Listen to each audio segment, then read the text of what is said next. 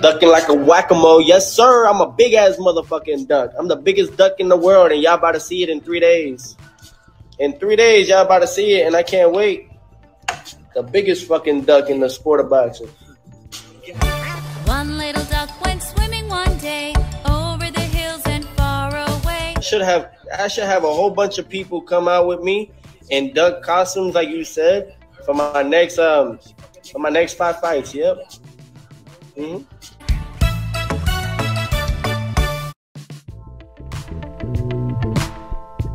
As you all heard on the footage, no, your ears did not deceive you. Teofimo Lopez said, and I quote, "I'm the biggest duck in the sport of boxing." End of the quote. Now, when Teofimo made that statement, you can see that he was dead ass serious. Like he's proud of being pound for pound #1 ducker in the world. Like that was a huge accomplishment to him. That's why it's all about that NBF takeover. It's funny because you could clearly see the pressure is getting to Teofimo Lopez.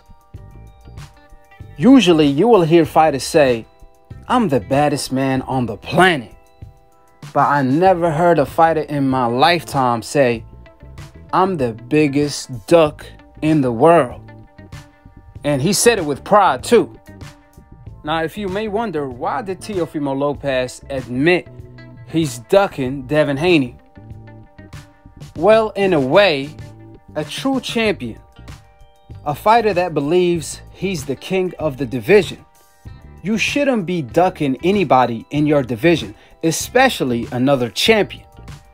So for Teofimo Lopez to feel better about himself, he figured if I call myself a duck, then nobody could hurt my feelings by calling me a duck. So he took it a step further and said, "I'm the biggest duck in the world."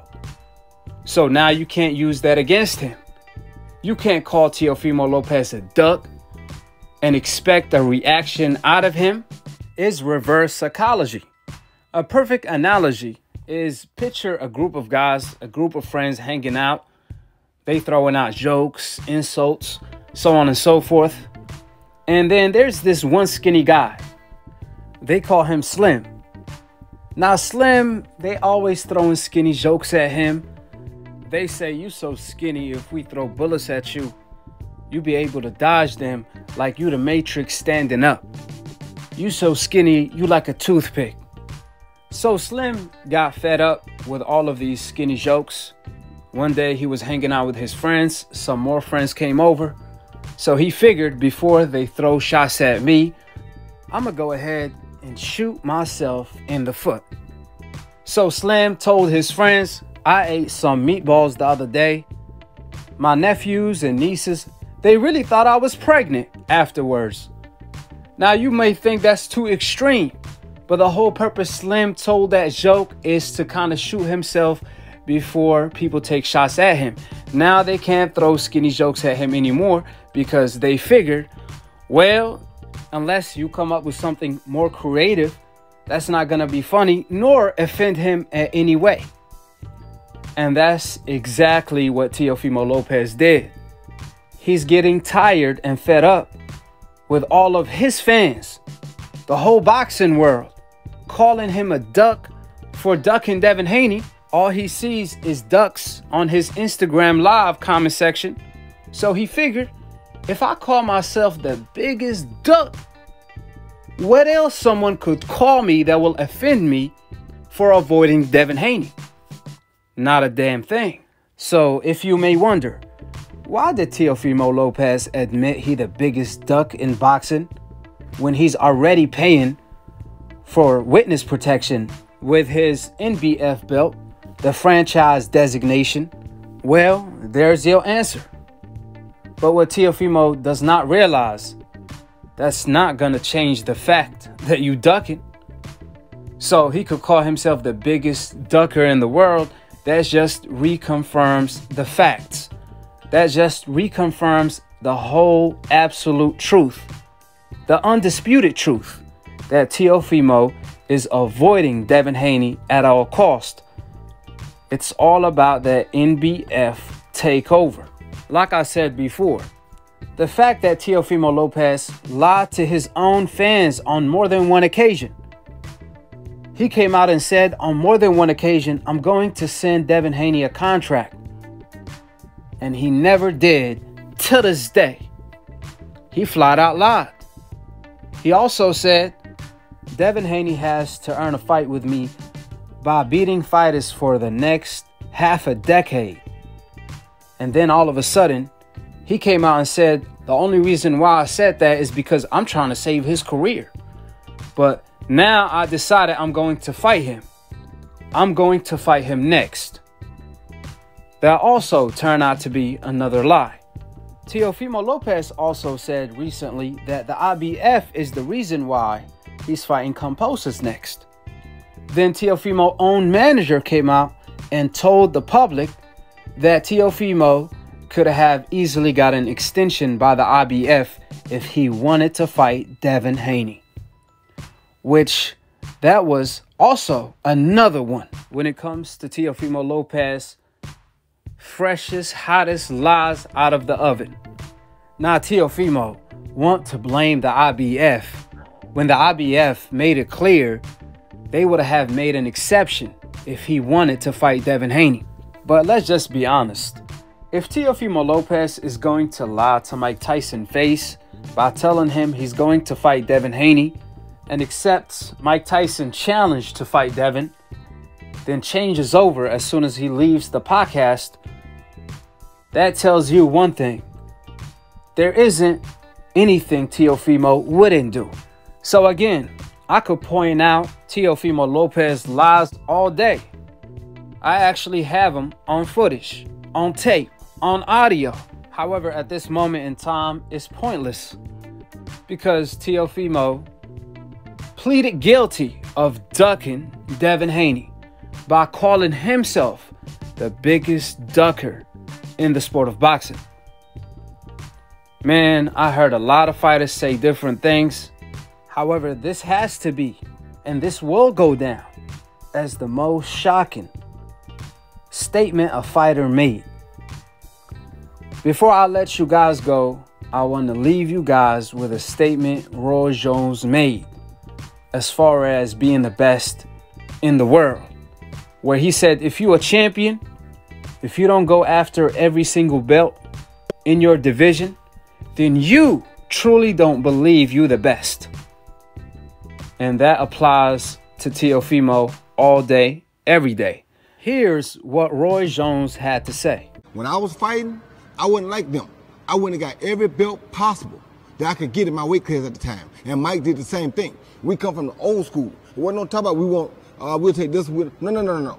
We want every belt you got. I don't care what kind of belt it is. It could be the Joe Patty Seafood belt. I want that. I don't care what it was. If you had a belt in my weight class, in my prime, I wanted that. So right now, you can make it happen, bro. You got your fucking connections. Make it happen. March 2021. Can I go get you? Can I go get $4 million from DAZN? I'll fight for 4. I told my son he can fight for 21. Stop backpedaling. Like Mark Nash said, we just made the fight happen. Yeah, but if I'm gonna make $2 million with your son, and I'm gonna make $10 million with Kambosos or whatever the fuck his name is in Australia, guess what? What route would you take? Why would we let go of a $10 million offer to fight somebody else for $2 million? Don't make no sense. We already proved ourselves. We don't need to go backwards. Like I told everybody, we're going forward. Since they're doing a travel ban, it kind of made it a little bit more difficult now because I think they have the travel ban in Australia now. So that was the whole purpose of it, of why we were going to fight Kambosos, was because it would be in Australia with the fans. And of course, who's going to say, who would say no to 60,000 fans in attendance?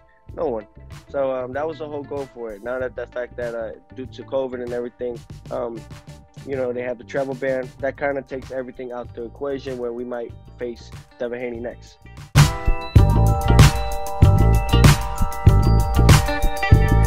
Are you saying that Kambosos has a better resume than Devin and that he brings more money than Devin? Why you rate his mandatory more than you do Devin Haney's? Better resume? Honestly, Kambosos fought his way. I don't think Devin has fought his way. But yeah, he does bring money to the table if the fight goes to Australia. Yeah. It's time where I start making more money now. But You know, if man. it goes to Australia, if it doesn't go to Australia, he's gonna present more money than Devin Haney in the US. Yeah. Wow. He needs to take the fight. Whether he gets 2 million or 3 million, he needs to take the fight. You know, he's not gonna get whatever he really thinks he might get. He's gonna get less than that. So, and I think he needs to understand that, and where he's at in the opposition, where he's at. We're gonna choose a fight date. We're gonna choose a fight month because we're the A side. Give us 10 million. We fight Devin tomorrow. Devin, how much? 10 million. Okay. You can do that? Oh shit. I can do that. Yeah. You do? Let's do it. You want me allowed? That's the problem. You want me You're allowed? talking to the wrong people. You can make it happen, bro. You got your fucking connections. Make it happen. March 2021. Can I go get you? Can I go get 4 million from the zone? I'll fight for 4. I told my son he can fight for 4. You know, our next guy is Haney. And if Haney if he overprices himself, then we're gonna try to shoot for Garcia. Give us 10 million. We fight Devin tomorrow. Devin, how much? 10 million. Okay. But when it comes to Devin, I got to think about it. Devin has not a long way. He got like maybe 3 to 5 years to get to that point to where we can make that fight happen. 3 to 5 years to where we can make that fight happen.